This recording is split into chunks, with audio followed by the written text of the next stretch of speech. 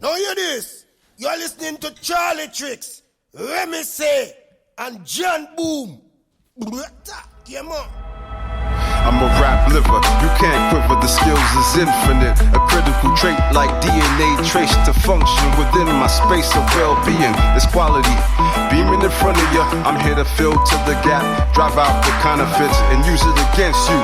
I'm a prodigy, but evidently it ain't an easy road. So when I first took hold of the microphone to expose the code, hip-hop code, believe me, I'm 360 degrees, keeping the hip-hop. Yes, sir. Yes, sir. We're back. Once again, ladies and gentlemen, thank you for tuning in. It is the Fans Perspective. I am your host, charlietrix, and I'm here with my brother, Remise. What's good, everybody? Remise is in the building. Today, jhanboom is not in the building, but he is here in spiritual form. Yeah, what's good, man? I'm feeling good. Remise, how you feeling? I'm good, man. I'm stuffed. We just had a real good meal, so... Yeah, actually, you know what? It is Thursday the 26th, and it's my father's birthday. So we were out to have some hibachi, and I got super stuffed on that, but it was delicious. And the thing about hibachi is it's all about the chef. So how they handle it matters the most, for sure. That whole experience. But this guy was top-notch. So Matsuya in Saddlebrook, which usually I think is a little quiet, but they got a real good chef this time. Yeah, he was awesome. Shout out. And happy birthday, Dad. Shout out to Matsuya. Happy birthday, Dad. Yeah, what's going on, man? We wanted to talk about, to set things off, we're going to talk about, I guess, UFC 283 just passed this weekend, right? Yep. So that was headlined by Glover Teixeira and Jamal Hill. Jamal Hill took the belt away. For anybody who watched that card, that was actually a really good card. A good night of fights. And that main event, man, those two men left that shit. They left it all in there. I wasn't that enthusiastic about the card heading in, and it was because I thought it was a lot of one-sided matchups.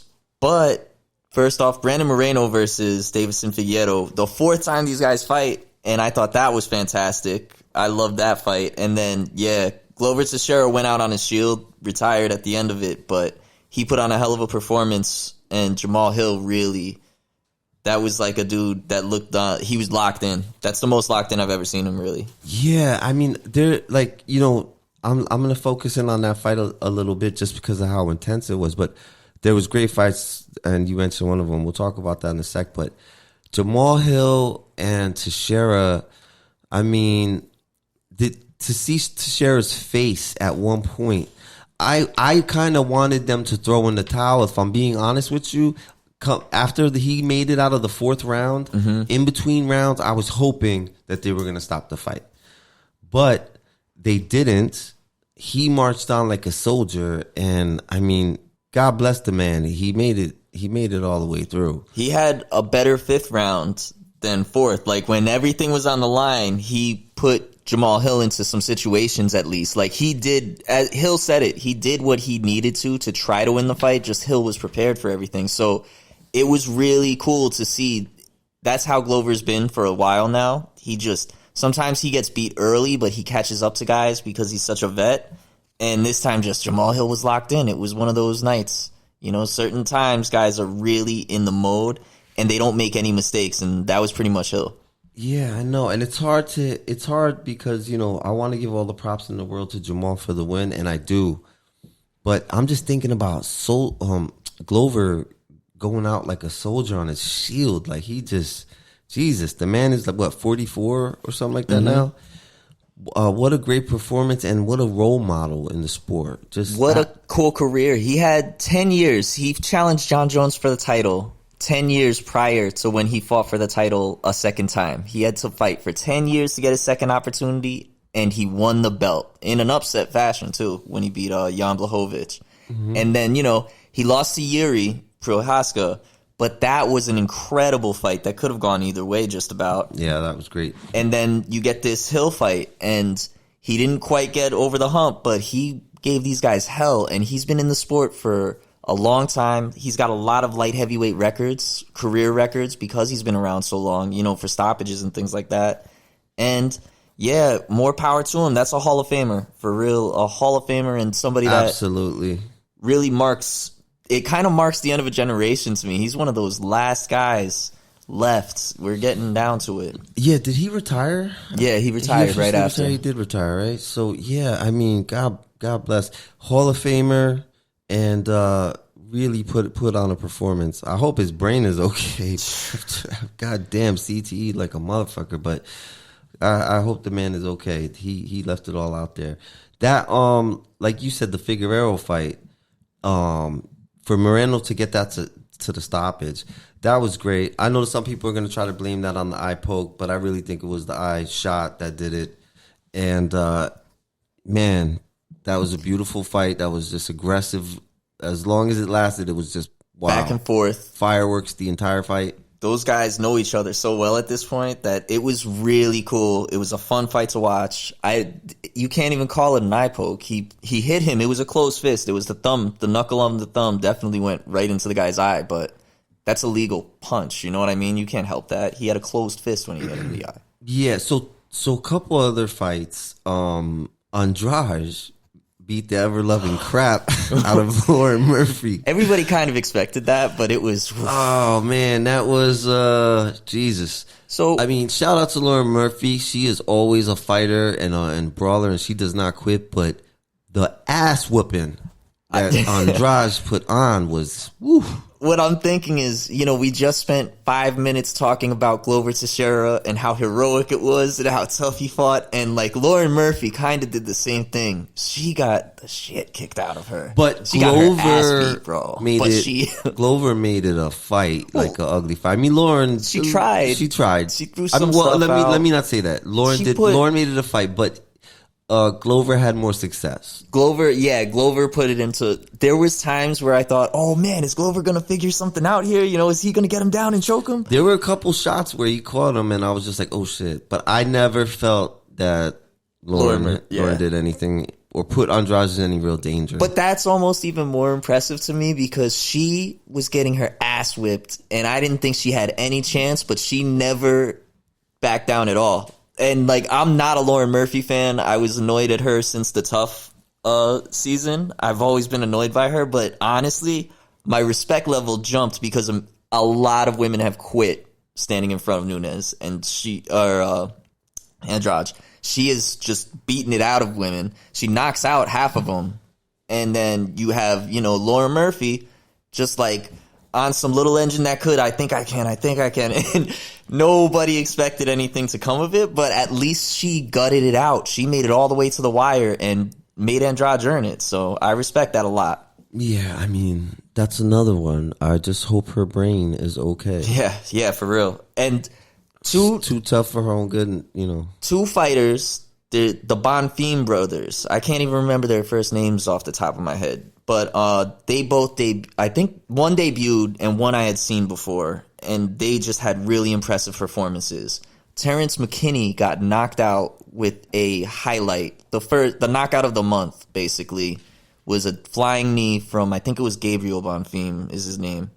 And that guy really outstruck Terrence McKinney, who I think is a really good striker. Yeah, it was Gabriel. So those two guys, keep an eye out for the Bonfim brothers. I really want to drop those names and just get a stamp in it. Man, those dudes are real. They're going to be a problem. The way I was ahead on Rachmanov and these guys are putting it out. I'm sorry, it was Ismail. Ismail's the one who knocked out McKinney. The other one's Gabriel. Gabriel's the one I had seen before. Ismail, I had only seen a very little bit. Yeah, so one other fight to mention, which I thought was crazy, was Gregory Rodriguez versus Bruno Fierro. Oh. That was wild. Bruno looked a lot smaller in there than 5'10" than Rodriguez. He's 5'10", and Rodriguez 6'4". Yeah, he is a big boy, man, and he just looked outsized, and that ended in a freaking knockout that was just wild. And it was a good fight, actually, all the way through. I mean, everybody expected fireworks in that fight because those two guys are knockout guys, and they both kind of do that. They stand in the pocket and they wing they're not afraid to get hit, and they're expecting to hit you harder. And that's basically what happened, man. These guys had some crazy exchanges. They beat the hell out of each other while it lasted, and one got hit on the button, and it was Gregory. That a 5'10" dude knocking out the biggest, scariest dude in the division at the time, you know, on the come up. So that was pretty cool. But yeah, that was a great fight. That was my fight of the night. Yeah, that fight just came straight to mind when we're like running this back. I'm looking through the card real quick, but damn, that was good. Fun night, but damn UFC with the goddamn price. Whew. It was expensive to rent that pay-per-view. That was rough. I'm gonna have to start being more picky about what UFCs I order, because what's it, $85 now? Even with us splitting it, that's annoying, bro. Yeah, it was tough. I was like, Jesus Christ, that's went up again. Dinner. That's a nice dinner. If we split it, that's a nice dinner each. Well, remember, you know what I mean? we're fight fans who buy every fucking event. So we're spending a fortune every year on watching UFC. Plus the subscription to ESPN Plus is a monthly fee. You know what I mean? So they're getting us every which way. Yeah, I know. And we're over here like crackheads still fucking tuned in. Yeah. The next, not the next card. The next card pay-per-view. The next pay-per-view is going to be Islam versus Volkanovski. I know that you're not too excited to see that fight. I'm actually excited to see that fight. I think my first thoughts were kind of similar to yours, and I was like, oh man, Islam's probably going to steamroll this dude. And, you know, it's a possibility, but all I know is that every time I sleep on Volk, he proves me wrong. At 145. Yes. So, like, speaking of a 5'10" dude going up against a 6'4" dude and me being like, wow, he knocked him out. Volkanovski versus Islam is like a giant versus a very short dude. Like, Volk's short for the 145 division. Islam is big for the 155 division. Islam was talking about moving up to fight Usman, and people were like, that's a 50-50. And now we got Volkanovski moving up to fight Islam from 145. And I just think you've got arguably the best grappler, period, in MMA right now. Like, he's taking everybody down and dominating them on the ground, including Charles Oliveira he controlled, which is a major accomplishment to me. And now you've got a guy who's much smaller, who the tactics that I would expect Volkanovski to have to use would literally be hit and run tactics, which is my least favorite style of MMA to watch. So I'm either going to be bored and annoyed watching Volkanovski dart in and out and try to just, you know, do the Dominic Cruz, pop, pop, out. Or I'm going to watch him get grabbed, yoked up, and fight over pretty quickly. And my other thing is the city kickboxing team is really good. Great coaches. What's their best fighter on the ground? Is it Dan Hooker, Israel Adesanya, Volkanovski? They don't have that, like, grappling isn't their thing. So they're going to have to come in with a really good strategy. Yeah, I mean, all I'll say is they're a smart team. I hope that they've reached out to some of the top grapplers. I just think it's tough to make up for that. It's really going to depend on how good Volk's base was already. But I just say this. I mean, the guy has looked better every fight. Fair. And he's looked impressive. And he's shut me down from doubt every time. Now, I will say this. If I'm a betting man, I'm going to take the favorite and put it on Islam. But I don't know, man. I might slip 20 through the back on Volk as an underdog. You know, I just... I don't know. Not to say that Islam hasn't been tested like that, but you know that same in and out pop. I just want to see what happens if one or two of those starts to rock his jaw from a little short fast guy, and see if that does anything, you know? Yeah, I just don't expect. I have such low expectations of it. I really do. I really do. I'm much more looking forward to the rest of the year because of what's being built up to, kind of. Yeah, you know, this is going to be a great year. I mean... The return of John Jones at heavyweight is actually signed. I never expected that to be... I always thought we were going to be talking about when it happens, and then it wouldn't. Yeah, and you know what? Considering it ended up being against Cyril Gang, I I think that's actually exciting. You know, I thought it was going to be a bunch of other people. I did not have it ending up being him in my mind playing matchmaker. If it was Francis Ngannou, that's the fight, bro. Yeah, that's they the one really everybody dropped the ball. That's the one everybody really wanted to see. You know?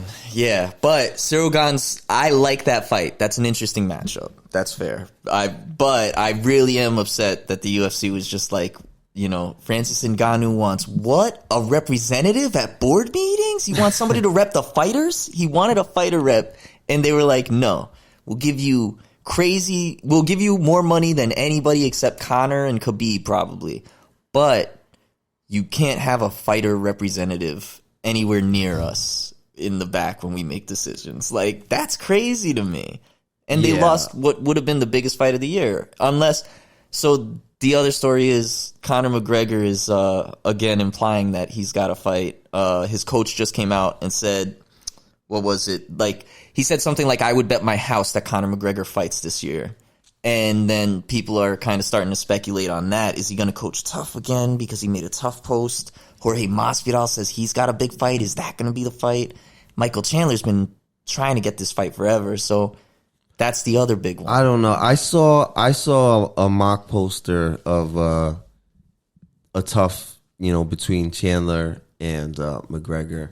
So maybe, I don't know if there's any steam to that, but McGregor did put out a tweet about coaching tough. Mm-hmm. So, you know, maybe there's something there. I don't know. But you know what slept on fight I wanted to mention real quick was Vera versus Sandhagen. Cheeto Vera. When is that? That is going to be in February. Oh, so check this out. That's February 18th. And weirdly enough, it's at the UFC Apex.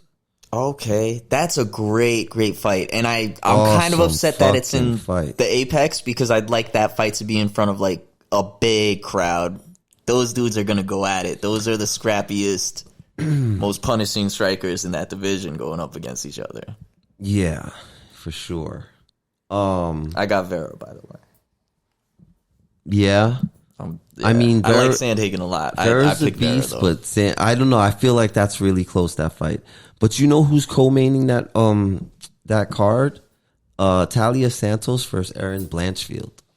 Wow. I think those two fights back to back are big sleepers, you know? Erin Blanchfield, Elmwood Park, right? Yep. Yep, local. That's what's up. Shout out Jersey. Shout out Jersey. Speaking of Jersey, one of our show producers here told me that SZA was born in Maplewood.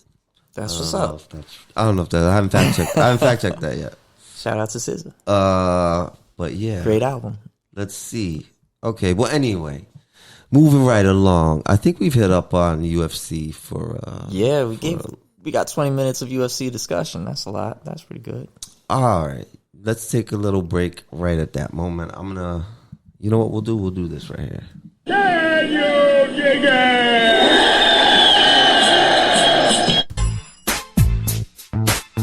And take 5. You're listening to TFP, the fan's perspective. All right, ladies and gentlemen, we're right back in. What are we coming in with this time? So we were just talking to the UFC for like 15, 20 minutes. Yeah, right. Speaking of, UFC personality, Joe Rogan shared some more misinformation this morning. And I saw it before it got fact-checked, so I tried to fact-check it myself and just got the experience of debunking bullshit, and I figured I'd, take a few notes and try to figure out this process for people to see how annoying it is to debunk what seemed like obvious bullshit to me, but it's well put together how they front it to people.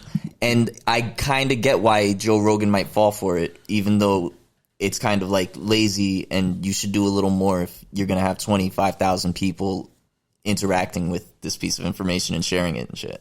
Well, just to say, like, this is useful for people watching to see the avenue of trying to figure out is this real? Basically reading this and trying to figure out, is this shit real? Yeah, and kind of just being like, Jesus, this sounds crazy. Maybe I should look a little more into it before I just continue to spread the gospel of absolute nonsense. You know what I mean? Like, this is very much nonsense. At this point, most of the articles that I was on this stuck in this rabbit hole on have been edited because they were fact checked and forced to add in missing context. Tell us what it is. So let's start with the Joe Rogan story. He shared a picture of an article titled, "Scientists warn eggs are causing thousands of people to suddenly form blood clots."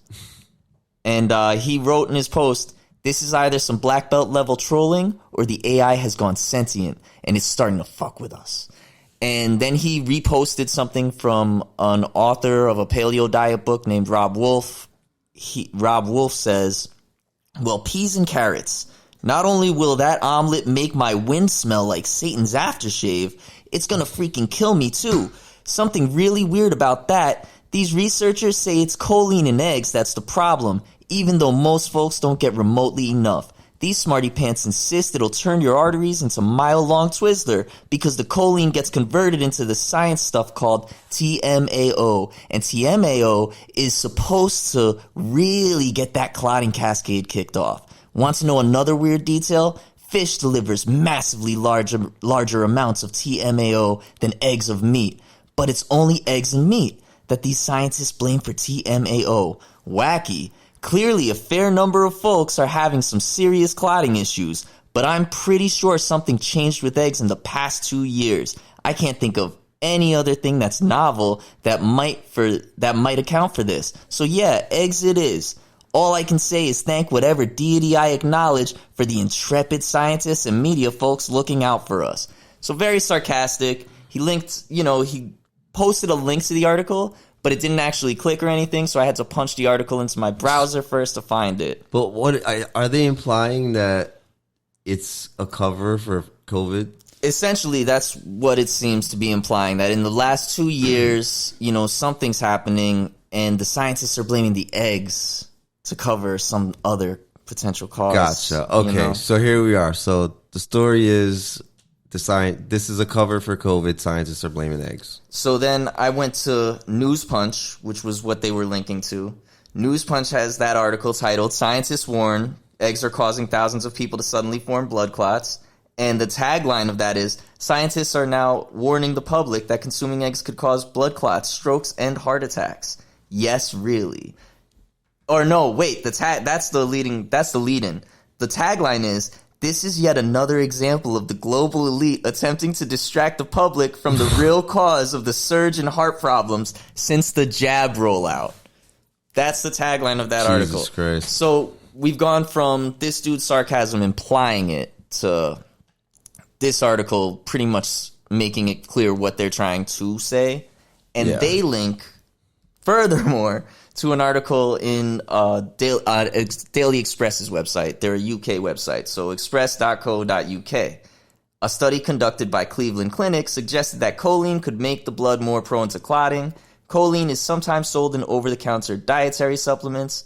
It is deemed an essential nutrient that is widely recommended for optimal health. And then they get into why choline can be converted into TMAO. They talk a little bit, but they kind of left some stuff out initially that has been added in. So I can't even read it to show you how they bullshit their way through this anymore because they got fact checked. But anyway, I read that article that they had and there wasn't a full explanation of what was going on, but they definitely made it sound like the scientists are fronting about this egg thing, right? So I was like, okay, what's Express? What's the Daily Express saying? Daily Express, a little more professional about it. Blood clots. Compound found in eggs linked to an enhanced risk of blood clotting. And then they go into their version of this same story about how this compound that's found in eggs has been linked to blood clots. And they break it all down. These scientists at Cleveland Clinic, they get quotes, all this shit. But you know what they didn't do? They didn't give a citation to the study. And there wasn't any references that I could use. I don't even think they mentioned what medical journal I could look for it in. Nothing. So they had one part in this whole article that I can't even find it because it's a long article and I got to scroll through it. But, okay, here we go. Stanley L. Hazen, they mentioned, from the Cleveland Clinic. They named one of the authors. So, now, couldn't find it on Google. I didn't do Google Scholar because I'm familiar with certain medical databases. I work at a medical library, so I went to PubMed. Very simple place. You could get a lot of free medical research there if you know what to look, how to search it. But you do got to know how to search it. Now, I was able to look up the author's name, single citation searcher, if you ever use it.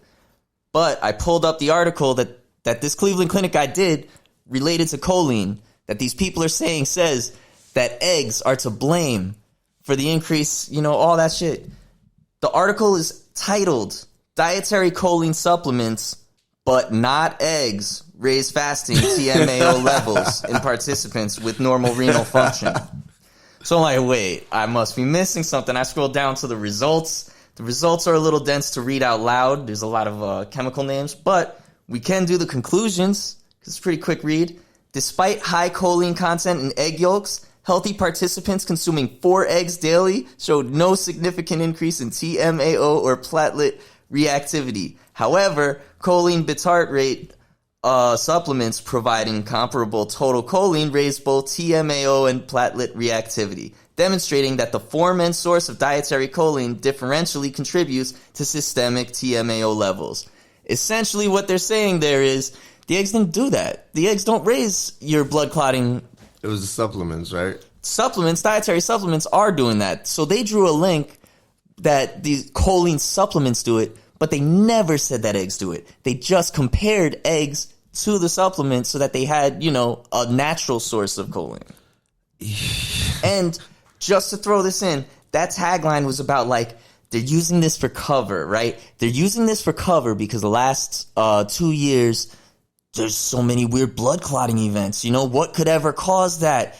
It must have been the jab. This article was written, it was published in 2021, April of 2021.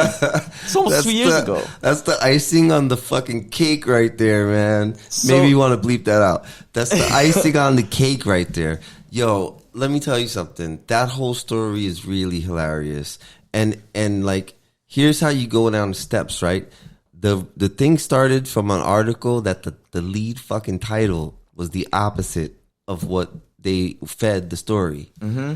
Then they did this kind of jokey way about insinuating it was really COVID, and they're just bullshitting about the eggs. Not COVID, the jab, the COVID vaccine. The jab, they never consider that also COVID was spreading to even more people. It's the Fauci ouchie. It's the jab, right? So, but then check this out. The fact that they had to wipe the website and update information from the original post means what? Why would you do that, right? They obviously knew it was bullshit from the beginning, from the first post, because they took the title fucking wrong. So why would you do that? Because how you know how this works? How many impressions do they get on the first run versus the fucking what do they call it when they redo it? Yeah, the edit. Edit version. I forget there's a name for it, but anyway, when they make the correction, half the people see the correction, so they already got the bullshit out, and the bullshit is already being spread. And in this case, even as high up, as people with as far of a reach as Rogan, and in his case, I'll say his posting of it sounds like he's being a little sarcastic of the matter, but I don't know. It could he's leading the horse to water a little bit in this one,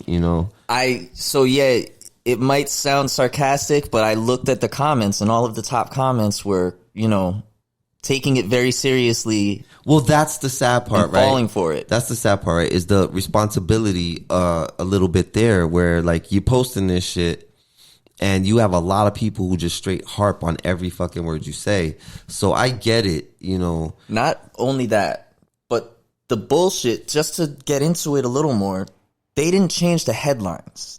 They changed the bottom of the articles to add in the missing context. So you have to read the whole article, what they could get off, and then they add in, by the way, the study is only saying that dietary supplements do it.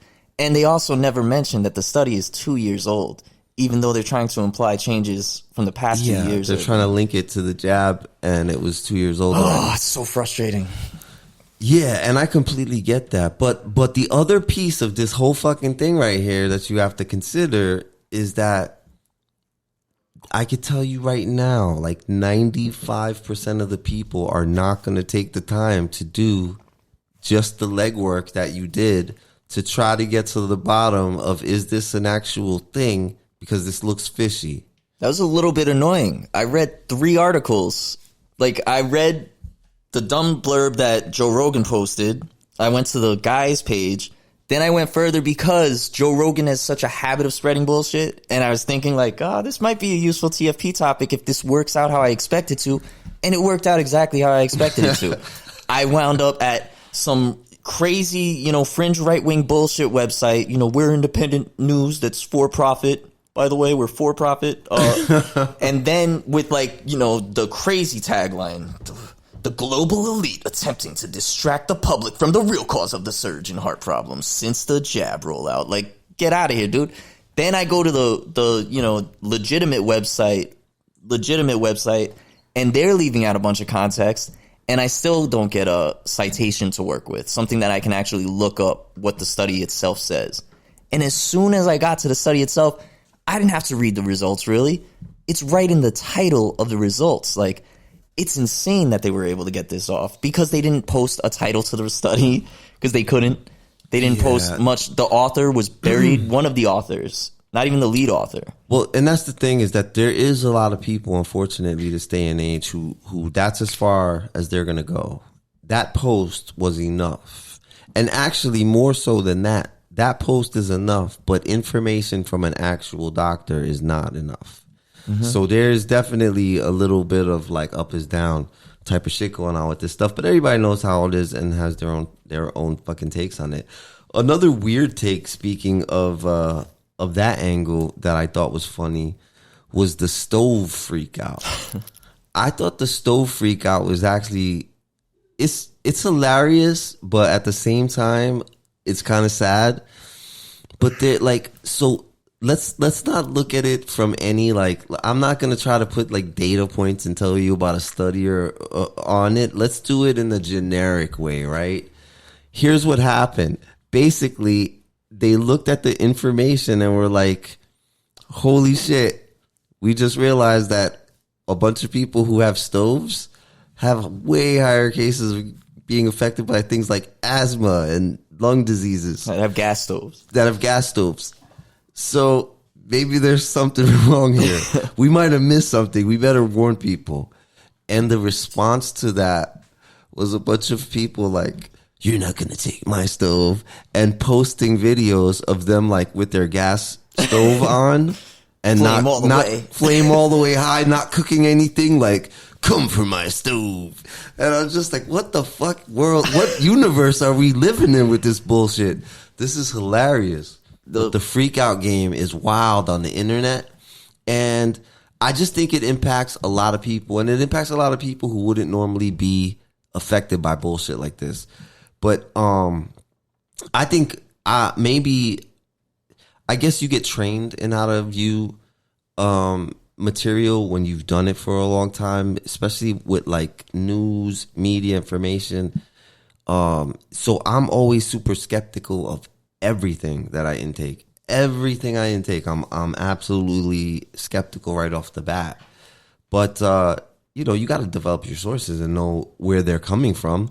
I mean, I have people, sources that I follow because I trust that they're on point. And even in those cases, I still will do a little extra legwork if I'm unsure about something, you know? Mm-hmm. Well, most of those sources are going to give you a title, or they give you a direction. Like, they're confident in their sourcing, so they share with you, this is where I got this information. Go see for yourself. Yeah. You know what I mean? Citations or some, give me something. It doesn't even have to be like a full citation like you're in school writing an essay. Just say the title of the article, say the author of the article maybe, or the website that I can go to find it or something. What academic journal was this study printed in, It can be anything like that. but give us something to look for to find it, you know? Yeah, so you want to know something funny? Because I had looked at this when I was interested in the stove freak out. And the stove freak out is the least of it. The freak outs that I have seen online over dumb shit have been just some shit out of a movie. But back to the stove one real quick. I did not know that there's a huge, like, maybe the majority of the country uses electric stoves. I didn't know that. I had no idea because I'm from the Northeast. I'm from, New Jersey, New York. So here, about 69% of residents homes are using gas stoves. And in almost all of the other parts of the country, with the exception of a few places and out west in California, as much as 89 to 90% of the houses or the homes using electric stoves. So that's wild because if you really think about that, includes a whole swath of red states there that would normally go, with that same type of mentality towards this thing. And I just think that for the few people posting those, they got to be from, well, maybe not. Maybe they're part of that 12% from North Dakota or something. There's enough people freaking out that you see it, so there is that aspect to it. Because, man, the multiplier effect of online. So. Yeah, that's the thing. Because, like, these online freakouts are always so dumb. The gas stoves and electric stoves, for me, I don't cook. It makes no difference to me. You're never going to find me fighting over what you do with the stove unless you're just leaving me stoveless. I need something to cook ramen. I need something to heat my shit up. I need to heat up my ramen. But, like, the other freakouts have been, they're making the M&Ms less sexy. How dare they make the M&Ms less sexy? What? Yeah. Take off her heels. Who cares, B? And then it was the Dr. Zeus freakout. They took two books that I had never even heard. I didn't even realize existed in the Dr. Zeus library of books. They took those off the thing. And now all of a sudden people care about these books. They didn't take the Grinch down, Yeah, I thought, didn't they take them down too because they were like non-sellers? They were complete non-sellers. They were the least the books that nobody cared about, essentially. So, they might throw a little, we're doing this because of this reason. But really, they're probably just discontinuing books that aren't making them much money or they're worried like the little bit of money that they do generate isn't worth if anybody were to get outraged. Yeah. You want to talk, switch off topics and jump onto some movie show? Little softener, a little light in the mood. A little light in the mood. Let's lighten it up a little bit. Lighten the mood with something super dark as far as the show itself goes, but a little more entertaining. Yeah. The Last of Us is an incredible TV show. It's popping right now, so. Actually, yeah, I have to agree with you there. I wasn't really 100%. I thought the first one was dope, but being someone that I didn't really remember the game that much. I'm not much of a gamer. I wasn't sure. But the second episode was pretty awesome. I was like, all right, now I know this is going to be nuts. Mm-hmm. So as a gamer, like, The Last of Us is such a famous, popular game. When it came out, it was the game of the year. And it came out PS3. And for me personally, it was the best game PS3 released, period. PS4 came out, they were like, we're going to make the same exact game. We're going to re-release it for PS4.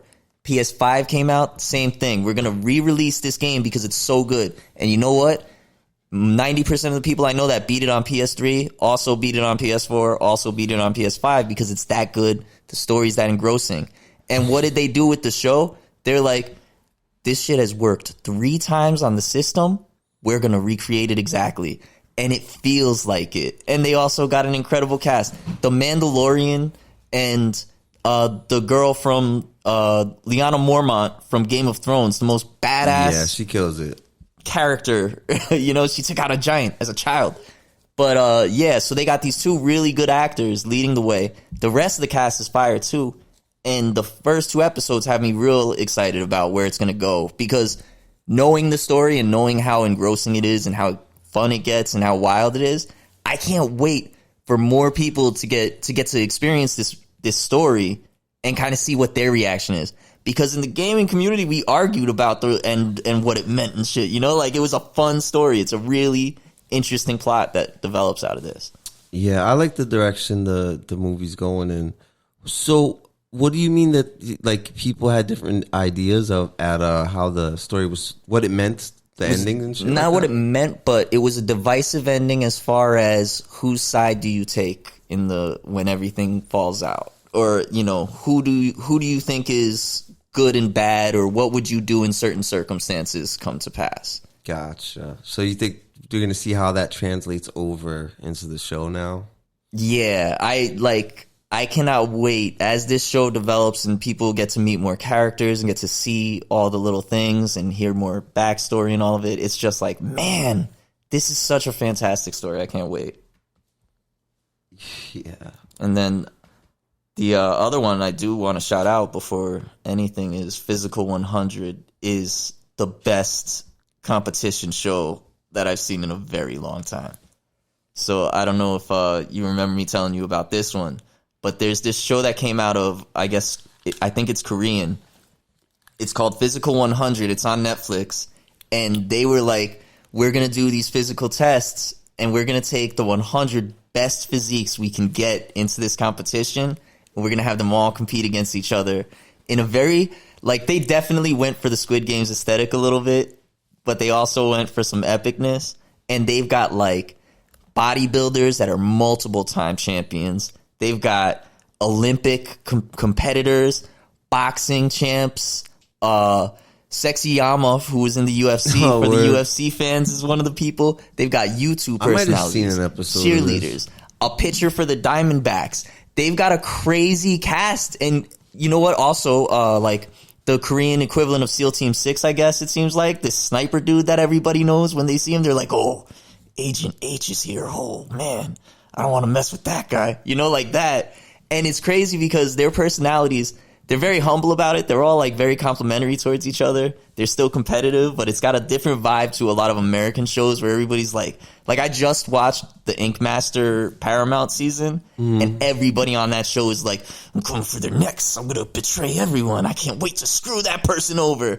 And in this one, they're like, I've chosen this person because I really want to see how strong I can test myself. You know, and it's like, damn, bro. Classy competition. But when they get into it, they really go at it. And it's just a really interesting concept. Well, where does it take place? It's with Japanese? I think it's Korean. Korean? Yeah. Okay. Yeah, I mean, what you see over there, they take competition a little different than over here. Over here, everybody's snaking their way right to the top. Yeah. Over there, they're like trying to do it honorably. Well, you know what, too? What's funny is they have the honorable ones, but it's 100 people, so there are some. Like, one of the contests, like, if you win the advantage, you get to choose your opponent. And, like, the first dude, the dude that got first place, picks the next dude similar to his build and that came in the closest to him and goes, I'd like to test myself against you. And then it goes down the line, and these people are all picking real tough challenges. One guy's just like, who wants to face me? Anybody? You know, like they're doing stuff like that. And then a couple of the dudes are like, where's the smallest woman I can find in this room? I'm going to compete against her. So it does happen, you know, but it's just funny. And I can tell that Netflix knew what they had with this, that this is some gold, because they dubbed it right away. So for people that are turned off by the fact that they'd have to watch a show in subtitles, it's dubbed. It's well dubbed. It's done well. Gotcha. I think I'm going to have to check that out. Please do, bro. I'll tell you, like, Lou, watch it. Everybody that we know, throw it on. Just watch the first episode and let me know what you think, because I was super entertained, and I have a feeling it's going to be one of those. Gotcha. Can you dig it? You're listening to TFP, the fan's perspective.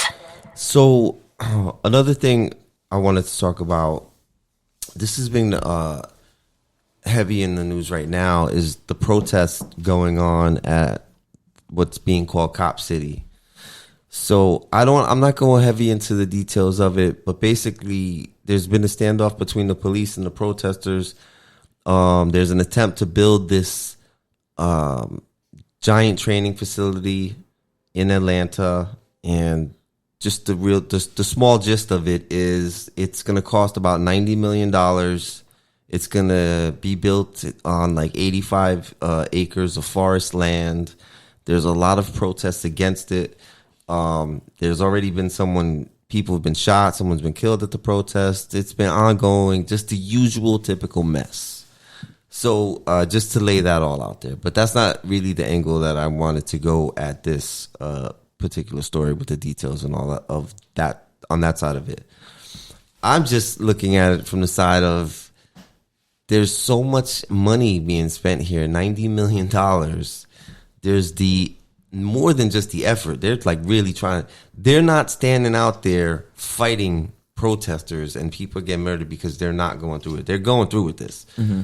So there's all this money being spent. They're going to wipe out a huge section of the forest. They're going to build this mock city, which is ultimately going to be a training facility for police. But I'm thinking, what if they got right to the point where they were about to do the training stuff and then they all just turned around and left and then we just gave that whole city to the homeless people? I think that would solve a really big problem. Hey, here you go. We'll move all the homeless people in. It's all yours. Have fun. 85 acres of land. It's got a farm on it, which was a prison labor farm, apparently, that they took advantage of. But they've got a lot there that they're going to build a bunch of buildings on it. They might as well. You could solve, maybe not completely, I don't know, but you could do a lot for homelessness. I'm just if saying, you were to commit $90 million to any project. So, $90 million is a lot of money to try and resolve that sort of issue. Yeah, and I know you mentioned that a big portion of the money has been private investment into this. So, more power to you. That's people can invest their money the way they want. But I just think, imagine what that would do. Would that be enough to put a massive dent in the homeless community or the impoverished community over there? I would think so. I think I saw something about they're putting a $50 million investment into addressing it from federal money.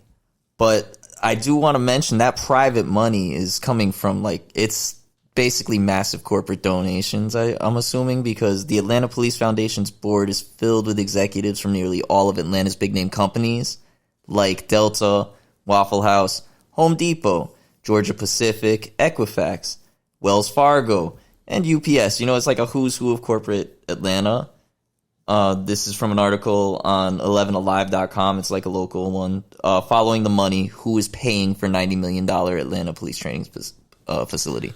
So I just wanted to mention, it's the way they got that money. It's not like it was crowdsourced. It was probably massive donations, which would explain why there's such a protest movement against it as well. So you would think if they were able to collect that from the people, that it would be like, well, that's what I was going to say. People want this. That's even worse, because if you think about it, in that case, just the companies you named to pool money together and come up with $90 million, just imagine what that could tackle, used in another direction. Mm-hmm.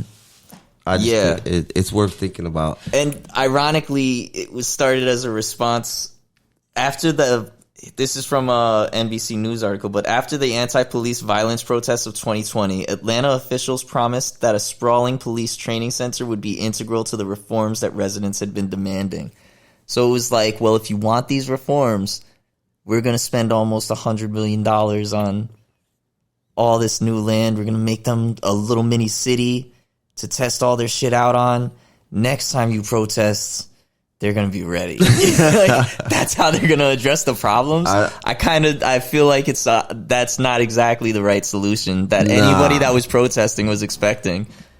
No, that's definitely the opposite approach of what we're looking for and hoping for. But there's also another side of that, right? So some of the protest complaints were the damage it's going to do to the forest, the local habitats for the creatures there, pollution due to the bombing. But the other shit that is downright a little bit scary is that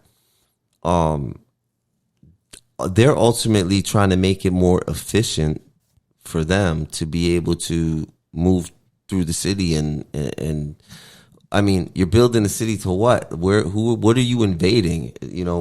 You're knocking on doors, like these people's houses. So it's just a little. There's a little bit of scary feeling there to that as well. I could see some tense feelings between the locals community and that situation. There's a bit of a dystopian sense to it. And then I don't know. Also, what is the big donor?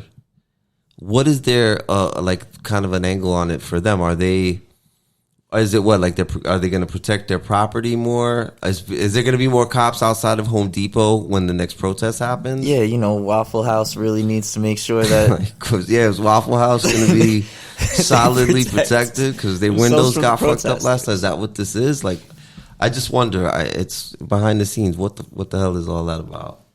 Yeah, I'm also sure it's a massive tax write-off, too. We're donating to this nonprofit police supporting organization. There's a lot of good that comes as a corporate donor for something like that. I just don't see... It doesn't seem like something that I suspect most of the people there were interested in. But I'd have to take a deeper look, I guess. The craziness of the activists, getting the whole shooting of the activists and the back and forth, the he said, she said of who did what. We've seen this sort of shit happen before, so I'm always skeptical of, just taking any version of events offhand. But it's just crazy. These people have been there for a long time. I saw the Daily Show went out there. They're like doing meditation. It doesn't seem like the type of situation where that would get to a point where police need to fire on the protesters. But I don't know. I saw one, I saw a clip. So I don't know, but to me, maybe though, I'm pretty skeptical whenever I hear about, it could protesters be, though, being that they meditated peacefully so that they could build up enough chi, so then they could charge the police line full force, right? Guns blazing, or fist and rocks blazing, maybe. Kamehameha, bro. But yeah, they did reverse meditation. You get hype. I was just thinking about that guy who was talking about the animals riding each other and targeting people. And I wish we had that clip to play for people to listen to right now. If the animals formed alliances and united, they could take down humanity. What if the beavers built waterways to get the alligators closer? That's one of the things he said. What if beavers, if animals work together to go against man, and beavers worked to build dams to get water so that closer to people's homes, so that alligators would be closer to us. But crazy. One thing, that TikTok was hilarious. Anyway, one more thing to bring up real quick. I just wanted to mention, I saw that Stephen King had basically sold the rights to some of his material writings for $1. And I thought it was a super cool thing. I just took a little peek into it, and I guess he has a program called the Dollar Babies program. And in this case, they give permission to these students to make a film, but it's a non-commercial film, so they're not going to make profit off it. But it's kind of like a dream come true for the kids. These are all kids who are fans of Stephen King, and they get the opportunity to work on one of his stories and create something about it. So I thought that was pretty awesome for Stephen King to do this Dollar Babies thing and let these kids use his story for $1 freaking dollar. Since 1977, it's been around, so that's pretty dope. And I didn't know about it. He does put some heavy limitations on it, which I think that makes sense if I'm letting you, film my creation, my story. And he's had some issues with some, versions of his stories that have been commercialized. I could see why he's protective of it. They are heavily restricted as far as protections in terms of nobody's cashing in. But you can present your film at a nonprofit as long as it's under 45 minutes. You can present it online, only 2 minutes of the footage. There's things there. But you can really, if you're in film school, I'm sure that it would be great to spend $1 to be able to shoot one of Stephen King's, even his short stories or a novella. He's got so much great work. Dude never stops churning out craziness, man. It's always good. So really cool concept. Good on Stephen King. And shout out to the fact that horror is kicking ass for the past couple of years. Yes. Horror. Yes, y'all. So before we head out of this one, you know what? Just a quick quick recap. We went down on Sunday to see The Left Reckoning, Our Revolution, This is Revolution. This is Revolution, Majority Report crew, Ben Burgess. Give them an argument. And mother effer, we got there 1 hour late for the meet and greet. So we were all excited about to go see the MR crew and Matt Leck and them and say what's up to everybody and Emma and Sam. And we show up at like 6:05 and we realized the meet and greet just ended. Okay. But, they were all still hanging out there, which was cool. But at that point, I felt like, they just spent an hour greeting everybody, and they were kind of, maybe wanted to do their own thing. So I didn't want to run up on anybody, although everybody was really nice and friendly. The show was cool. I thought the spot was nice. But yeah, we missed the goddamn meet and greet. We were so late that we couldn't even get the wristbands to sit in the VIP section. So we sat off to the side. One of the two of the people that were sitting on the stage were kind of blocked by a pillar. We kind of screwed this up, but it was still a dope ass show. Everybody was cool. I do think by the time we got there, you could see Matt and Grisham were going back and forth from the stage. There were people prepping. You could tell they were starting to get into the mode. But at the same time, the show itself, there was a very relaxed vibe about it. You could tell they've done a few live shows together, or that they were well practiced. They were very comfortable, and the crowd was into it. It's the crowd that's there for them. They were there for the crowd. It was really fun. It was a dope show. Yeah, I liked that spot. I thought it was very well done. So that was awesome. But anything else you want to get off your chest before we get out of here? No, that's it. Good show. If you can't wait with to us, get jhanboom back. Shout out to jhanboom. Shout out to jhanboom. He'll be back on the next one. Shout out to vamanonosdigital. Don't forget to follow J4Remy, remise on Twitter, and follow me at charlietrix wherever you want to. I'm on all platforms. Peace. And we are out. I'm a rap liver, you can't quiver, the skills is infinite. A critical trait like DNA trace to function within my space of well-being. It's quality.